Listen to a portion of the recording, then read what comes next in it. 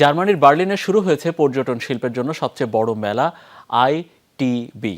এতে অংশ নিয়েছে বাংলাদেশ। মেলার প্রথম দিনে বাংলাদেশ স্টলের উদ্বোধন করেন বেসামরিক বিমান ও পর্যটন মন্ত্রী অবসরপ্রাপ্ত কর্নেল মোহাম্মদ ফারুক খান।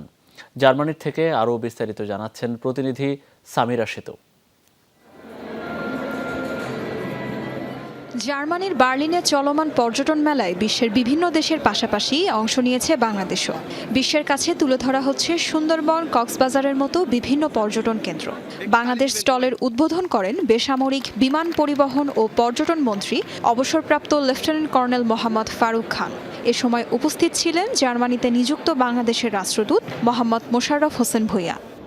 আমাদের দেশের যে প্রোডাক্টগুলি আছে, দেখার মতো জায়গা আছে, সেগুলিকে যেমন শোকেসিং করব, একইভাবে অন্যান্য যে কীভাবে তাদের প্রোডাক্টগুলিকে শোকেস করে সেটাও আমরা জানতে চেষ্টা করব। বাংলাদেশ থেকে প্রায় 9টা বিভিন্ন কোম্পানি এসছে। আশা করি আগামীকাল আরও বেশি কোম্পানি আসবে। আমাদের সাথে যোগাযোগ করে যদি কেউ যায় তাহলে সেটি আমরা জানি। আর যদি আমরা হয়তো জানলামই না, ওরা আমাদের ট্যুরিস্ট অ্যাসোসিয়েশনগুলির সাথে যোগাযোগ করে যায়, তাহলে ট্যুরিস্ট অ্যাসোসিয়েশনও তাদের নিরাপত্তা। এবছর আয়োজক জার্মানির সাথে সহযোগী দেশ হিসেবে আছে ওমান। মেলায় বিশ্বের 180টি দেশের 5,500 পর্যটন প্রতিষ্ঠান অংশ নিয়েছে। তাজরিয়ান সোবহান, যমুনা নিউজ।